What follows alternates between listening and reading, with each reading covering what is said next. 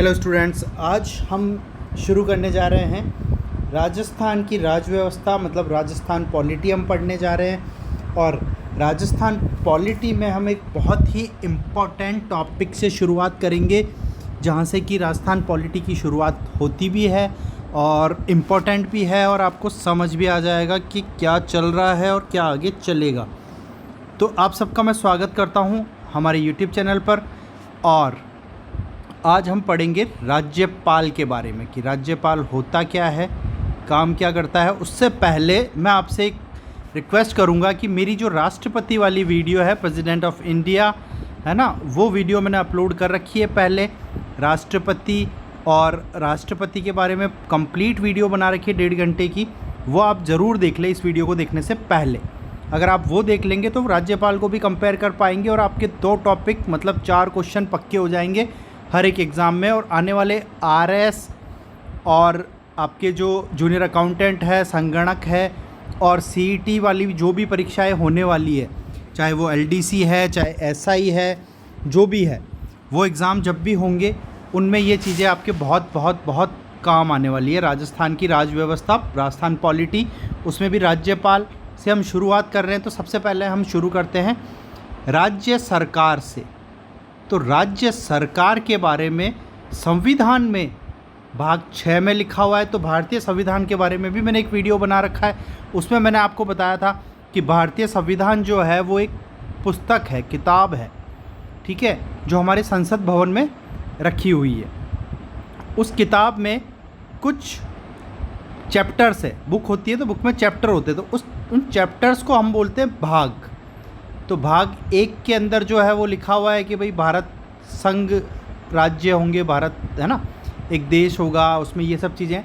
और भाग 6 में जाकर के उसमें लिखा है, भाग 6 में जाकर के उसमें लिखा है किसके बारे में, राज्य सरकार के बारे में भाग 6 में लिखा हुआ। मतलब चैप्टर 6 जो है उसका टॉपिक का नाम क्या है, राज्य सरकार है। तो हर एक राज्य की सरकार के बारे में उसमें लिखा हुआ है। तो ये जो भाग 6 है इसके अंदर हम बात करेंगे अनुच्छेद की। अब ये अनुच्छेद क्या हुए, तो जैसे बुक के अंदर पेज नंबर होते हैं ना, किताब में पेज नंबर होते हैं, वैसे आप पेज नंबर समझ लीजिए। तो पेजेस जो है, पेज नंबर जो है वो अनुच्छेद के नाम से है वहाँ पे। तो अनुच्छेद 152 से लेकर के 237 तक जो है भाग 6 मतलब राज्य सरकार की बातें, अनुच्छेद 152 से 237 तक हमें देखने को मिलती है संविधान में, ठीक है। अब सर राज्य सरकार जो है, राज्य सरकार जो है उसमें क्या होता है, तो राज्य सरकार के 3 मुख्य अंग है। क्या है, 3 मुख्य अंग है राज्य की सरकार के। 3 मुख्य अंग कौन से हैं, तो देखिए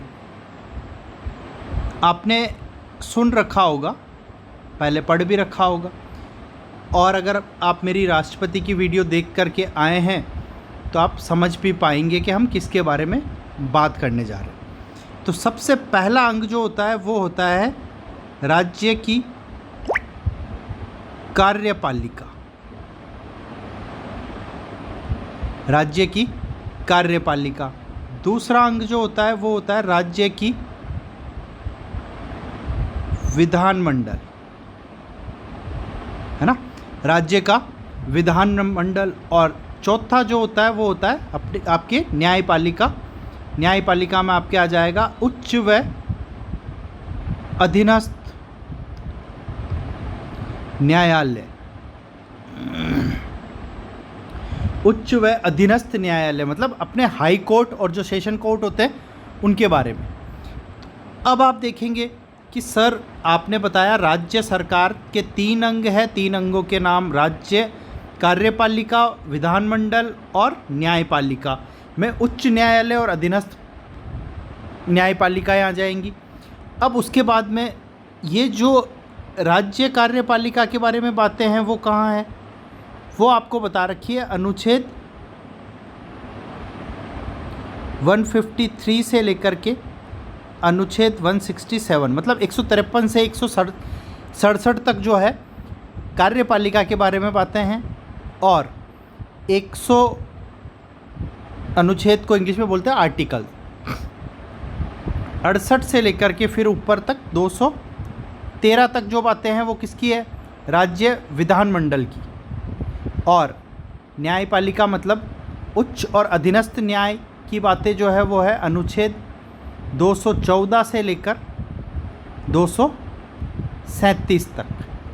तो ये चीज़ें आपको याद रखनी है साथ ही साथ, और अच्छे से आप याद करते चले जाएंगे। तो मैंने क्या बताया कि राज्य सरकार भाग 6 में लिखा हुआ है, जो कि अनुच्छेद 152 से शुरू होकर 237 तक है। और इस राज्य सरकार के 3 अंग है। पहला है राज्य कार्यपालिका, राज्य विधानमंडल और उच्च व अधीनस्थ न्यायालय। अब राज्य कार्यपालिका को 153 से 167 तक रखा गया, 168 से 213 तक जो है राज्य विधानमंडल को रखा गया, और 214 से 237 अनुच्छेद के अंदर जो बातें हैं वो किसके बारे में लिखी गई है? उच्च एवं अधीनस्थ न्यायालय के बारे में। अब आप कहेंगे सर आपने यहाँ पे 152 से शुरू किया और यहाँ पे 153 से, तो 152 कहाँ गया? तो बेटा देखो, इसका आंसर ये है कि राज्यपाल के बारे में जो बातें हैं वो कहाँ से शुरू होती है? 153 से। राज्यपाल के बारे में जो बातें हैं वो कहाँ से शुरू होती है? 153 से। तो हम सीक्वेंस वाइज पढ़ते जाएंगे कि कहाँ पे क्या क्या लिखा है। तो आगे देखिए, ये बहुत इम्पोर्टेंट चैप्टर है। आपने अगर राष्ट्रपति वाली वीडियो देखी है तो आपको और अच्छे से समझ आएगा। तो आई रिक्वेस्ट यू कि आप पहले राष्ट्रपति वाली वीडियो देख लीजिए जो मैंने बना रखी है। इसी के साथ मैं लिंक जो उसका है डिस्क्रिप्शन में आपको शेयर कर दूंगा, आप वहाँ से राष्ट्रपति वाली वीडियो देख सकते हैं। ठीक है, अब हम शुरू करते हैं। तो अब देखिए, सबसे पहले जो होता है राज्यपाल। राज्यपाल जो होता है, ये राज्यपाल जो होता है राज्य का संवैधानिक प्रमुख होता है। क्या होता है? राज्य का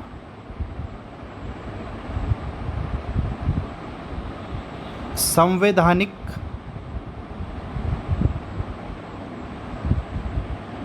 प्रमुख। क्या है ये?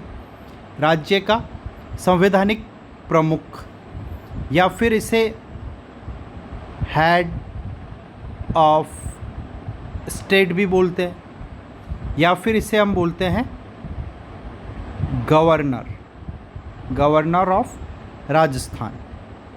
ठीक है, ये चीज़ें आपको ध्यान रखनी है। तो क्वेश्चन आ जाएगा कि राज्य का संवैधानिक प्रमुख कौन है, हेड ऑफ स्टेट कौन है, या गवर्नर कौन है? तो आप बोलेंगे राज्यपाल राज्य का संवैधानिक प्रमुख है। मतलब संविधान में सबसे ऊपर किसको रखा गया है?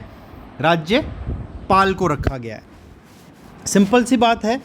अब आगे देखते हैं क्या होगा कि राज्यपाल होता कौन है। सेकंड पॉइंट में हम पढ़ेंगे कि ये राज्यपाल है कौन। तो राज्यपाल जो है,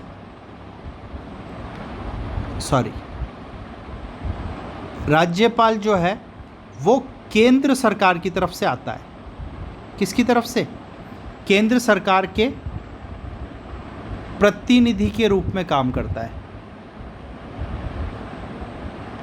के रूप में, केंद्र सरकार के प्रतिनिधि के रूप में कार्य करता है। ठीक है, और ये राज्य में जो है दोहरी भूमिका में रहता है। ऐसे कि आप कहेंगे सर दोहरी भूमिका कैसे? तो काम तो कर रहा है केंद्र सरकार के लिए, लेकिन किसके साथ मिलकर कर रहा है? राज्य सरकार के साथ मिलकर के कर रहा है, और संवैधानिक प्रमुख है राज्य का। तो राज्य का जो संवैधानिक प्रमुख है वो किसने भेजा? केंद्र ने। केंद्र से कौन भेजेगा? तो राज्यपाल की नियुक्ति कौन करेगा? राष्ट्रपति करेगा। ऑब्वियस सी बात है, राज्यपाल की नियुक्ति कौन करेगा? राष्ट्रपति करेगा। आपको ध्यान रखना है, राष्ट्रपति के द्वारा, राष्ट्रपति के प्रसाद प्रयत्न ये काम करता है। ठीक है, तो हमेशा राज्यपाल की नियुक्ति कौन करेगा? केंद्र सरकार के द्वारा, केंद्र सरकार की सहमति से राष्ट्रपति करेगा। राष्ट्रपति के प्रसाद प्रयत्न ये राज्यपाल काम करता है। ठीक है, राज्यपाल के बारे में जो बातें हैं वो कौन से अनुच्छेद में हमें मिलती है? सबसे पहले अनुच्छेद 153 में। अनुच्छेद 153 में क्या लिखा हुआ है? अनुच्छेद 153 में लिखा हुआ है कि प्रत्येक राज्य का एक राज्यपाल होगा। प्रत्येक राज्य का एक राज्यपाल होगा, ये कंपलसरी है। ठीक है। फिर आगे जाके इसमें संशोधन किया गया 7वें संशोधन में कि एक से अधिक राज्य का भी राज्यपाल, मतलब एक राज्यपाल जो है वो 2 राज्यों में भी काम कर सकता है, कोई दिक्कत नहीं है वहाँ पे भी। ठीक है। तो इस चीज़ को आप नोट लगा करके यहाँ पे लिख लीजिए, नोट में लिख लीजिए क्या किया 7वें संविधान संशोधन में, मतलब संविधान में संशोधन होते आए हैं और संशोधन हो सकते हैं, इसलिए क्वेश्चन आता है कि हमारा संविधान कैसा है, लचीला है। ठीक है। 1956 में हुआ 7वां संविधान संशोधन जो है 1956 में हुआ। इसमें क्या कहा गया कि एक व्यक्ति 2 या 2 से अधिक, पेन थोड़ा गाढ़ा चल रहा है, अपन इसको थोड़ा सा लाइट कर लेते हैं। एक व्यक्ति जो है वो 2 या 2 से अधिक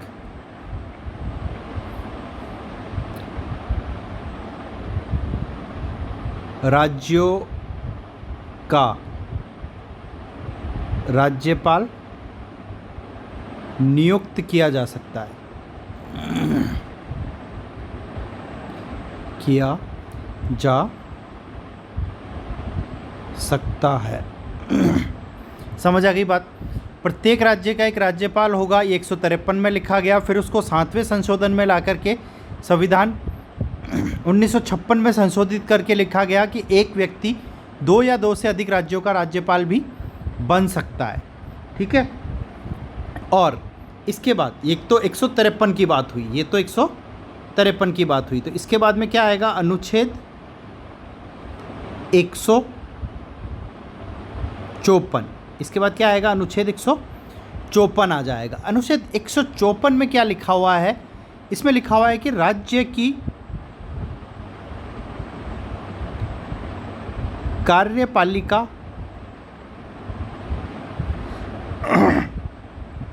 शक्ति, राज्य की कार्यपालिका शक्ति, जैसे कि देश की कार्यपालिका शक्ति, हमारे देश की कार्यपालिका शक्ति किस में निहित है, राष्ट्रपति में निहित है। उसी तरीके से राज्य की कार्यपालिका शक्ति जो है वह राज्यपाल में निहित है, राज्यपाल में निहित होगी। क्या लिखा है, शक्तियों के बारे में लिखा है, तो वह शक्तियाँ राज्यपाल में निहित होगी और वह इसका प्रयोग इस संविधान के अनुसार स्वयं या अपने अधीनस्थ अधिकारियों द्वारा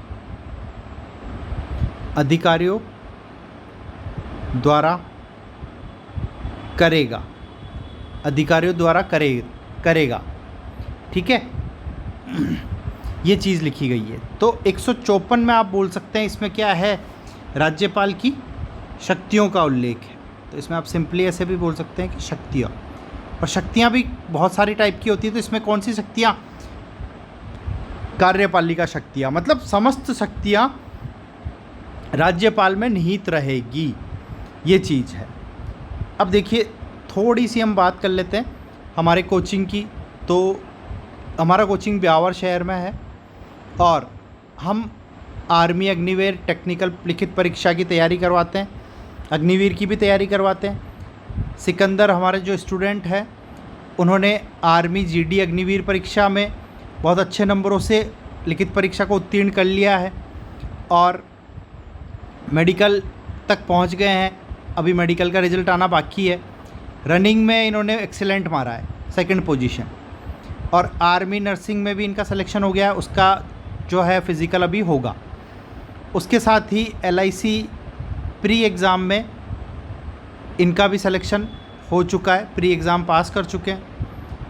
और ये मैं हूँ, आप हमें ज्वाइन कर सकते हैं। ऑनलाइन ऑफलाइन दोनों बैचेस चल रहे हैं। और आप कमेंट करके बताइए और वीडियो को सब्सक्राइब कीजिए चैनल को, ताकि आपको आने वाली सारी वीडियोस मिल सके। और आपको जो टॉपिक समझ नहीं आ रहा है आप उसका कमेंट करके मुझे बता सकते हैं, मैं उस टॉपिक का आपको वीडियो बना दूंगा, कोई दिक्कत नहीं है। अब हम बात करेंगे अनुच्छेद 155 के बारे में, अनुच्छेद 155 के बारे में। तो अनुच्छेद 155 में जो बातें लिखी हुई है वो बातें हैं राज्यपाल की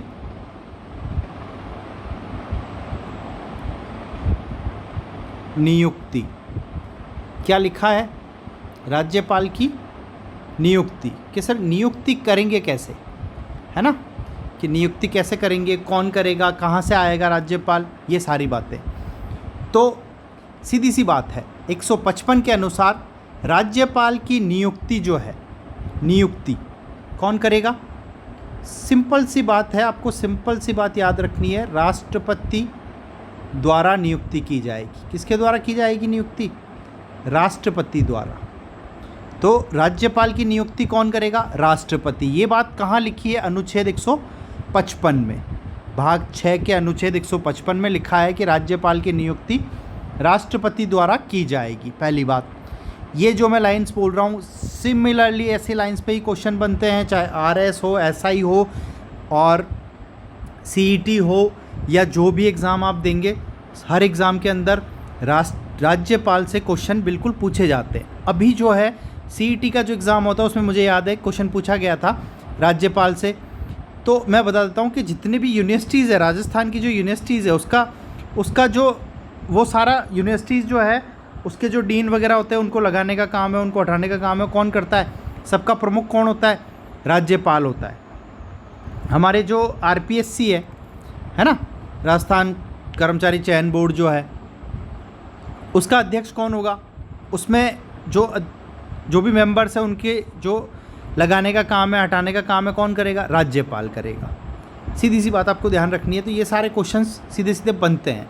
तो हम पढ़ रहे थे नियुक्ति के बारे में, ठीक है, तो ये हो जाएगा। अब इसके बाद में नियुक्ति में एक नोट डाल के यहाँ पे आप बात लिख लीजिए थोड़ी सी। जो नोट में मैं लिखाता हूँ वो चीज़ें इंपॉर्टेंट होती है और उस पर आप थोड़ा सा ध्यान देंगे तो आपको मज़ा आएगा चीज़ों को पढ़ने में। तो नोट में जो हम लिख रहे हैं, तो राज्य में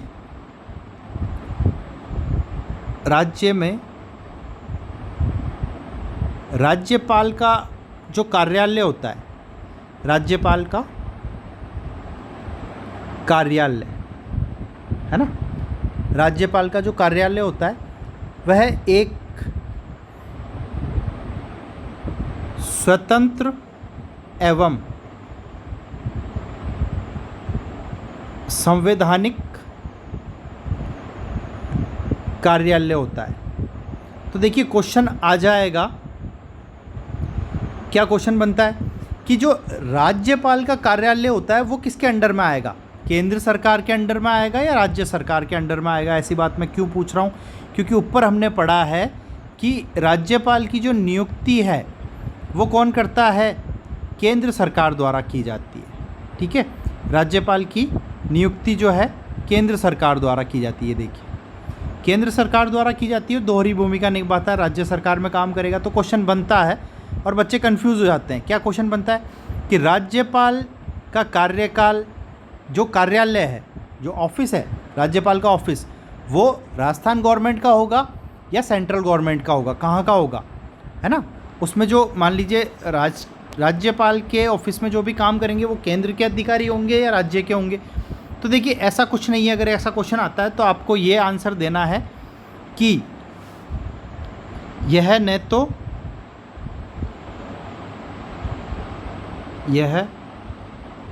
तो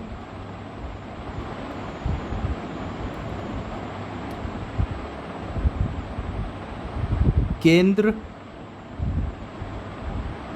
के अधीनस्थ है और न ही राज्य सरकार के, है ना। क्या है ये? स्वतंत्र संवैधानिक कार्यालय है। कैसा कार्यालय है? स्वतंत्र संवैधानिक कार्यालय, मतलब संविधान के अकॉर्डिंग चलेगा, स्वतंत्र काम करेगा। राज्यपाल का कार्यालय, उसमें केंद्र न तो केंद्र का है और न राज्य का है, ठीक है। ये स्वतंत्र संवैधानिक कार्यालय है, तो आपको आंसर देना है स्वतंत्र संवैधानिक कार्यालय, ना तो केंद्र का है न ही राज्य का है। सिंपल। नेक्स्ट चीज़ देखते हैं हम। अगली क्या बात आती है? अगली बात आती है कि जो अमेरिका का राज्यपाल है, अमेरिका में जो है राज्यपाल, वो प्रत्यक्ष रूप से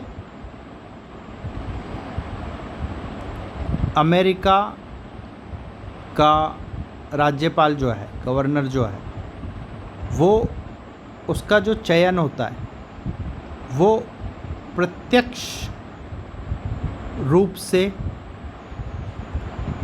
जनता के द्वारा होता है। जनता के द्वारा होता है। प्रत्यक्ष रूप से जनता चुनती है किसको? अमेरिका के राज्यपाल को। लेकिन हमारे देश में ऐसा नहीं होता है। हमारे देश में राष्ट्रपति द्वारा मनोनीत किया जाता है और राष्ट्रपति के प्रसाद प्रयत्न ही काम करता है। मतलब जैसा राष्ट्रपति बोलेगा वैसा इसको काम करने पड़ेगा, और जब राष्ट्रपति बोलेगा तब ये छोड़ के चुपचाप चला जाएगा। पूछ नहीं सकते कि सर क्यों हटा रहे हो, बस हटा दिया, बस लगा दिया। किसी को भी राज्यपाल बनाना है तो राष्ट्रपति बनाएगा, और हटाना तो भी राष्ट्रपति हटा देगा। क्लियर हुई बात? लेकिन अमेरिका का जो राज्यपाल है उसका चुनाव होता है प्रत्यक्ष रूप से। चुनाव का मतलब होता है जनता चुनती है। देखिए, जिन चुनावों में आप वोट देने जाते हो, जनता वोट देने जाती है, उनको बोलते हैं प्रत्यक्ष चुनाव। और जिन चुनावों में आप वोट देने नहीं जाते हो, आपके द्वारा चुने गए प्रतिनिधि वोट डालते हैं, उसे बोलते हैं अप्रत्यक्ष चुनाव। तो हमारे राष्ट्रपति का जो इलेक्शन होता है वो अप्रत्यक्ष चुनाव है ना, एकल मत संक्रमणीय प्रणाली द्वारा। मैंने वीडियो में बता रखा है, आप वो वीडियो तो ज़रूर देखिए। बिल्कुल कंपलसरी है देखना, और मज़ा आ जाएगा आपको देख के। अब उसके बाद में देखते हैं अपन आगे। आगे क्या है? अनुच्छेद 155 में क्या है कि ये जो राज्यपाल की नियुक्ति है ना, क्या होता है कि राज्यपाल की जब नियुक्ति होती है तो राज्यपाल की नियुक्ति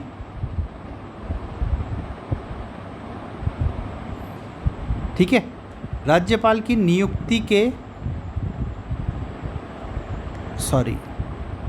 संदर्भ में, राज्यपाल की नियुक्ति के संदर्भ में राष्ट्रपति, राज्यपाल की नियुक्ति के संदर्भ में राष्ट्रपति एक अधिपत्र जारी करता है। क्या जारी करता है? अधिपत्र। अब आप कहेंगे सर ये अधिपत्र क्या है?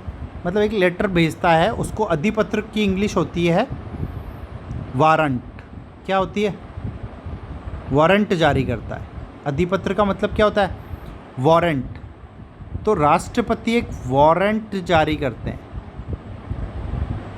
ठीक है। राज्यपाल की नियुक्ति के संदर्भ में राष्ट्रपति द्वारा एक अधिपत्र मतलब वारंट जारी करते हैं। यह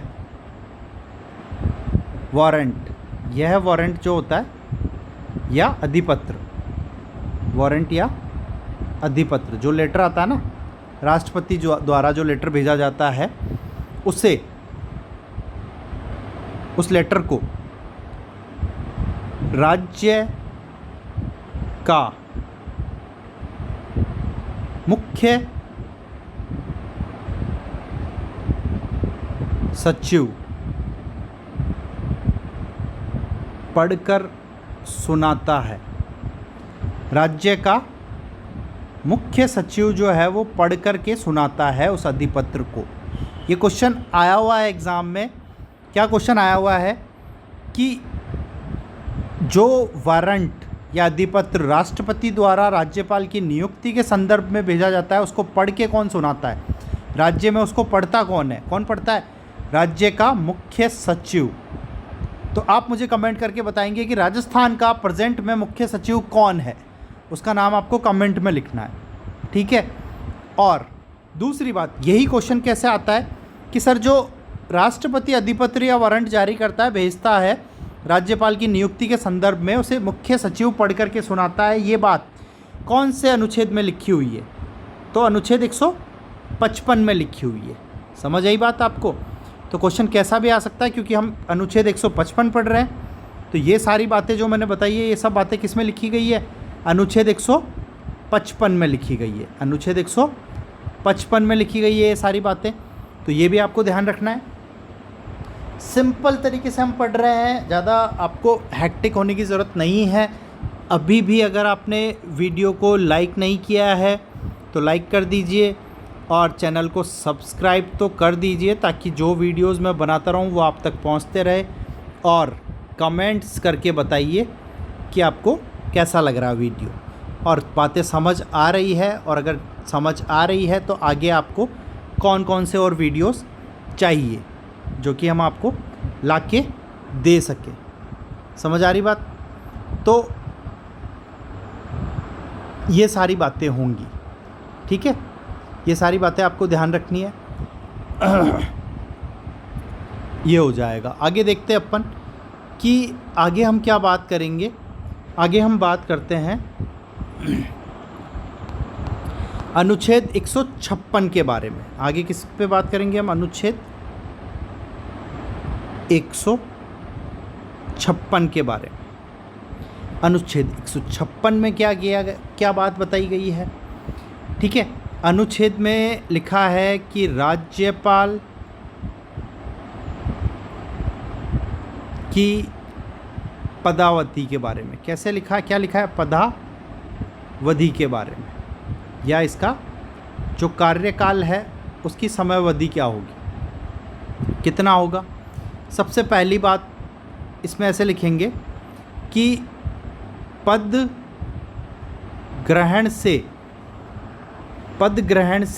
ग्रहण की तारीख से लेकर के 5 वर्ष तक राज्यपाल रहेगा। 5 वर्ष तक राज्यपाल रहेगा, लेकिन 5 वर्ष तक रहेगा, लेकिन राज्यपाल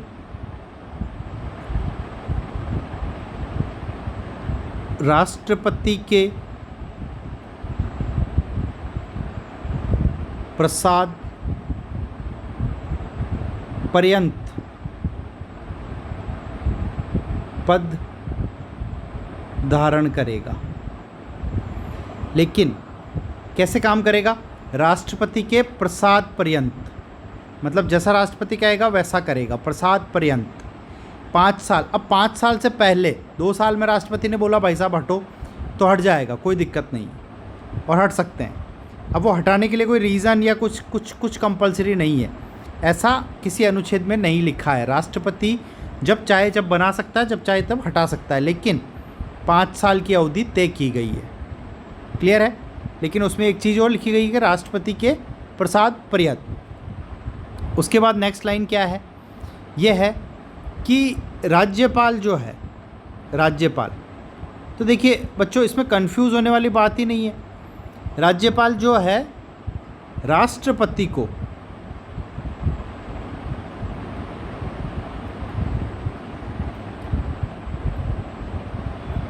संबोधित करके अपना त्यागपत्र देते हैं। त्यागपत्र देते हैं, ठीक है। अपना त्यागपत्र किसको देगा? राष्ट्रपति को। ऑब्वियस सी बात है, जिन्होंने लगाया है, जिनके आदेश पे आप काम कर रहे हो, तो त्यागपत्र भी आप किसको दोगे? जिन्होंने आपको लगाया, राष्ट्रपति ने लगाया तो राष्ट्रपति को ही आप त्यागपत्र अपना दोगे। सिंपल सी बात है, ठीक है। अब अगली लाइन जो है वो है राष्ट्रपति किसी भी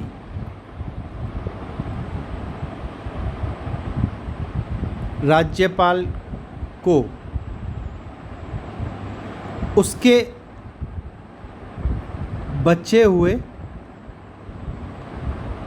कार्यकाल के लिए, जो उसका कार्यकाल बच गया है, बचे हुए कार्यकाल के लिए किसी दूसरे राज्य में ट्रांसफ़र कर सकता है, स्थानांतरित कर सकता है। ठीक है, कर सकता है कि भाई जाओ आप, कोई दिक्कत नहीं है। इसके बाद में क्या है, राज्यपाल को दोबारा भी नियुक्त किया जा सकता है। मतलब ऐसा नहीं है कि एक बार बन गए तो दोबारा नहीं बन जाए, दोबारा भी बन सकता है। ठीक है, नेक्स्ट पॉइंट क्या है, ये सब बातें कहाँ लिखी गई है, 156 में। कई बार क्वेश्चन सीधा सीधा आ जाता है कि ये लाइन जो है, जो लाइनें मैं लिख रहा हूँ, ये लाइन कहाँ लिखी है, तो आपको बोलना होता है अनुच्छेद 156 में। कहाँ लिखी है, अनुच्छेद 156 में। तो आप ध्यान रखिए, सीधे सीधे याद करने वाली चीज़ें मैं आपको समझा रहा हूँ, समझ में आ रही है आपको। अब आगे देखिए, राज्यपाल अपने कार्यकाल के बाद भी तब तक पद पर बना रहेगा जब तक उसका उत्तराधिकारी नहीं आ जाता। उत्तराधिकारी नहीं आ जाता। ठीक है, उत्तराधिकारी के आने तक वो कुर्सी पर बैठा रहेगा, छोड़ के नहीं जाएगा।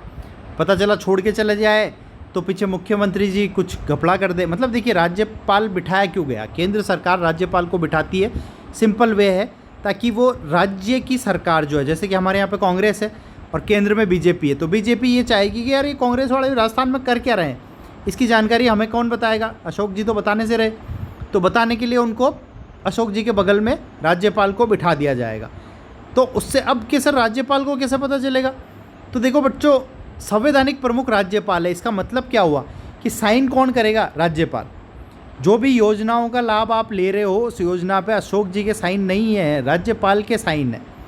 तो वो योजना एक लागू कौन कर रहा है, राज्यपाल लागू कर रहा है ना। तो ये चीज़ें आपको ध्यान रखनी है। तो जब साइन करने के लिए जाएगा तो लेटर पढ़ ही लेगा, तो फिर वो बताएगा मोदी जी को कि देखो भाई साहब, ऐसा ऐसा काम हो रहा है, ये योजनाएँ आई है, तो करूँ साइन या नहीं करूँ, वो भी चीज़ है। खैर वो तो अंदर की बातें हैं, लेकिन बात आपको समझ में आ गई होगी कि राज्यपाल का काम होता क्या है एक्चुअली, सीधी भाषा में, है ना। तो ये है, साइन करने के लिए उसके पास लेटर आएगा, वो लेटर की सूचना आगे ऊपर केंद्र सरकार को दे देगा।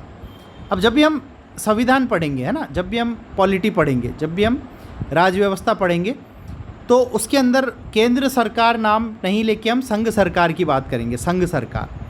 क्योंकि केंद्र सरकार केवल मीडिया बोलता है, संघ सरकार चलता है हर जगह पर। ठीक है, और इसके बाद में देखिए, अब अगली जो बात है ये थोड़ी सी इम्पोर्टेंट भी है, आप इसको नोट कर लीजिए अच्छे से। तो इसमें क्या है कि राज्यपाल को जो हटाने के नियम है, हटाने के आधार का उल्लेख जो है, ये उल्लेख संविधान में कहीं नहीं है, संविधान में नहीं है ना।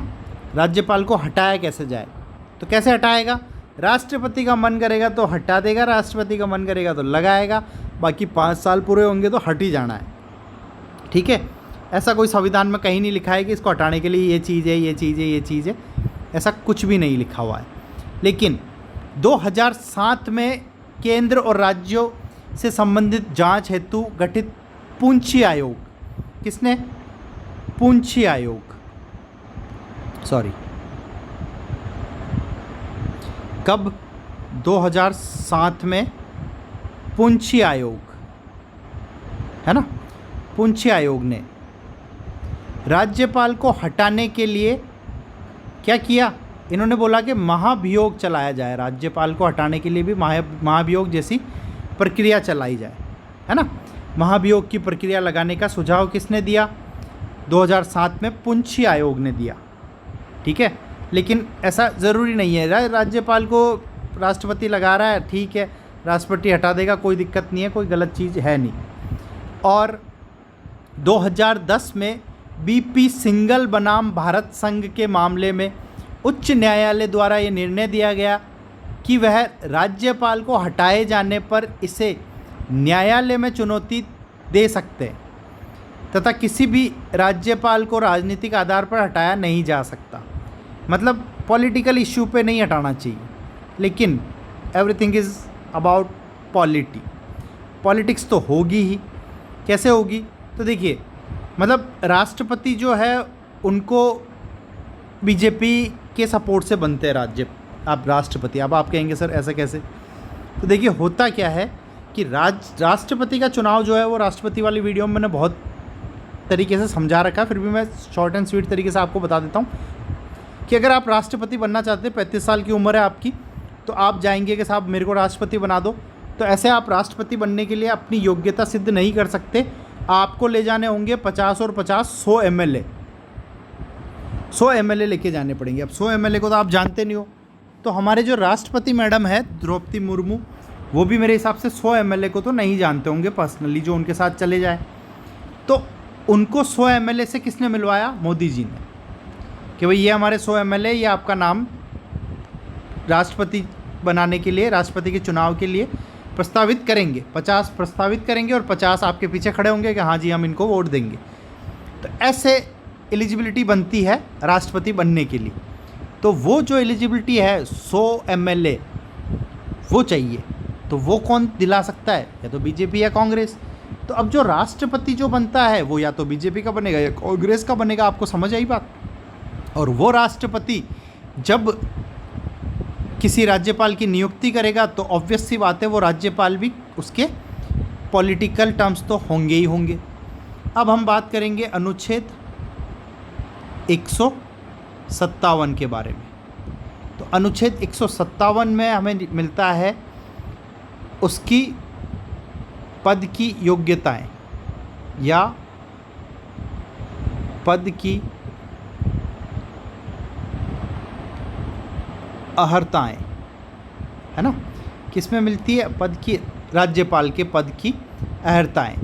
तो सबसे पहली अहर्ता क्या होती है कि वह, मतलब जो राज्यपाल बनेगा वह भारतीय नागरिक ही होना चाहिए, है ना?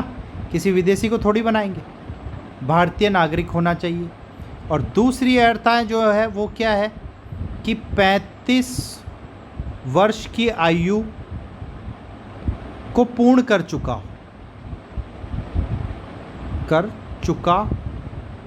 हो, ठीक है? 35 साल की आयु को पूर्ण कर चुका हो।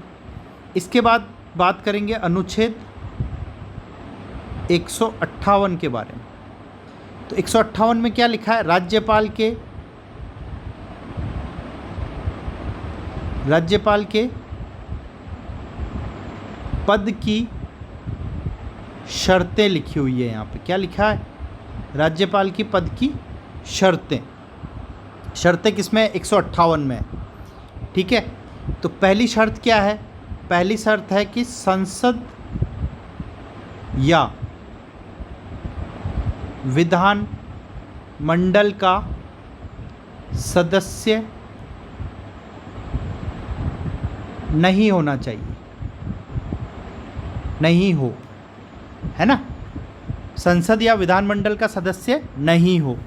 और यदि सदस्य है तो जैसे ही वो राज्यपाल बन जाएगा तो उनके जो पद है संसद में या विधानसभा में, जो उनका पद था वो उसे रिक्त माना जाएगा। अगर सदस्य है कहीं का तो उसे रिक्त माना जाएगा। मतलब बीजेपी वालों ने जैसे अभी कटारिया जी को आसाम का राज्यपाल बना दिया, तो अब बीजेपी वालों का एक पद जो है वो रिक्त माना जाएगा। कम हो गया यहाँ पे, राजस्थान में ज़रूरत भी नहीं थी, ठीक है? अगला पॉइंट क्या है कि राज्यपाल अपने कार्यकाल के दौरान अन्य किसी भी लाभ के पद को धारण नहीं कर सकता। अन्य किसी भी लाभ के पद को धारण नहीं कर सकता, ठीक है? और एक वीडियो मैंने पहले बना रखी है, उसमें राष्ट्रपति और राज्यपाल के अनुच्छेद का कंपैरिजन कर रखा है मैंने। वो कंपैरिजन वाली वीडियो भी आप देख सकते हैं, उसको भी मैं लिंक डिस्क्रिप्शन में उसका लिंक शेयर कर दूंगा आपको, कोई दिक्कत नहीं। ठीक है, तो कोई लाभ का पद पे नहीं होना चाहिए।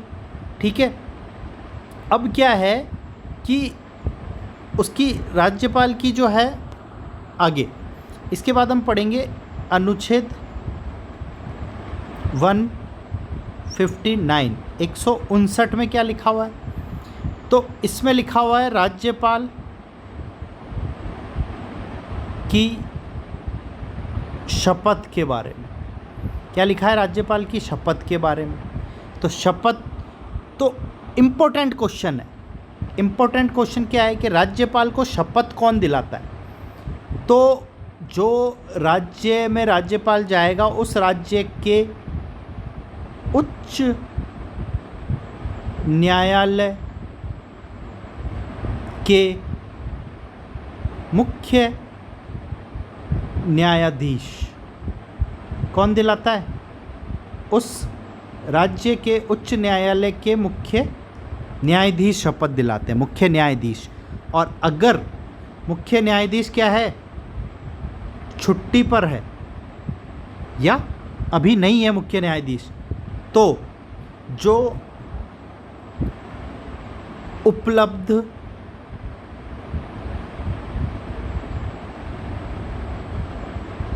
वरिष्ठतम न्यायाधीश होगा वो दिला देगा शपथ। समझ आई बात? तो क्वेश्चन आएगा, राज्यपाल को शपथ कौन दिलाता है? राज्य के उच्च न्यायालय का मुख्य न्यायाधीश। अगर मुख्य न्यायाधीश जी नहीं है, छुट्टी पे अनुपस्थित है, तो उपलब्ध वरिष्ठतम न्यायाधीश वो उनको शपथ दिला देगा। और ये किस संविधान के अनुच्छेद में लिखा है? तो संविधान के 159वें अनुच्छेद में ये बात, शपथ वाली बात जो है लिखी गई है। ठीक है, शपथ वाली बात लिखी गई है। अब शपथ में 159 में लिखा हुआ है, पूरी शपथ ही लिखी हुई है। राज्यपाल जो है शपथ लेता है, मैं राज्यपाल, उसका नाम आ जाएगा, जैसे कि मैं अमित ईश्वर की शपथ लेता हूँ और सत्यनिष्ठा से प्रतिज्ञा करता हूँ कि मैं श्रद्धापूर्वक राजस्थान के राज्यपाल के पद का कार्यपालन करूँगा तथा अपनी पूरी योग्यता के से संविधान और विधि का परिरक्षण, संरक्षण और प्रतिरक्षण करूँगा और मैं राजस्थान की जनता की सेवा और कल्याण में निरत रहूँगा। ये पूरी जो है, जहाँ पे मैंने मेरा नाम बोला वहाँ पे जो राज्यपाल बनेंगे वो अपना नाम बोलेंगे, और जहाँ जिस राज्य के राज्यपाल बन रहे हैं वो राज्य का नाम 2 बार आएगा। तो ये जो फॉर्मेट है ये संविधान में 159 में लिखा हुआ है एज इट इज़, जो मैंने अभी पढ़ा है। तो क्वेश्चन आ जाता है कि राज्यपाल की शपथ कौन से अनुच्छेद में आएगा? 159 में। ठीक है, शपथ के बाद में क्या है? शपथ के बाद में है वेतन। राज्यपाल का वेतन क्या है? प्रेजेंट में वेतन क्या है?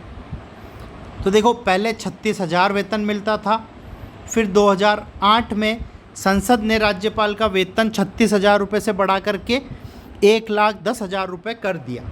और अभी प्रेजेंट टाइम में जो वेतन है वो है 3,50,000 रुपये मात्र, ओनली। ठीक है, 3.5 लाख रुपए लेते हैं बस, कोई दिक्कत नहीं है। ये है, और ये मात्र जो है ये है प्रति माह। ऐसा नहीं है मैं प्रति माह इसलिए ले रहा हूँ, बच्चे समझ रहे साल का, नहीं नहीं, महीने का है। 3.5 लाख रुपए महीने के हैं। ठीक है, तो ये है।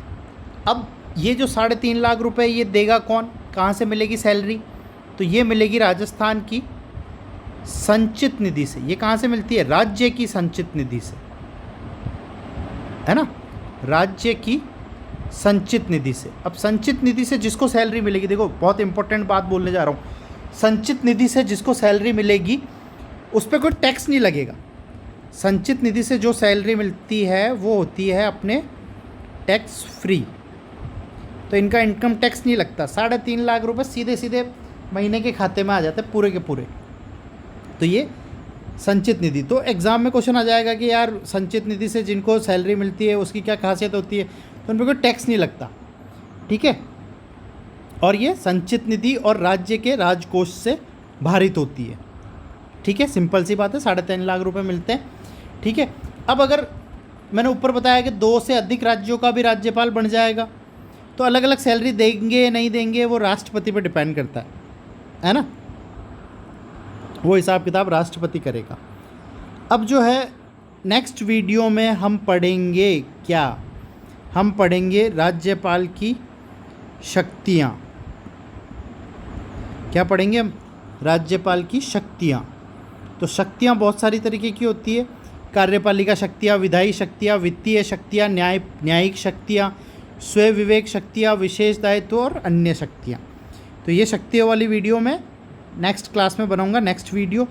तब तक आप बने रहिए हमारे साथ, और अगर आपने सब्सक्राइब नहीं किया है तो सब्सक्राइब कर दीजिए और वीडियो को लाइक कर दीजिए। और ये मेरा फ़ोन नंबर है, आप मुझे कॉल कर सकते हैं डायरेक्ट, कोई भी चीज़ आपको क्वेरी है, पूछना है तो आप कॉल कर सकते हैं। ठीक है, thank you so much, good night.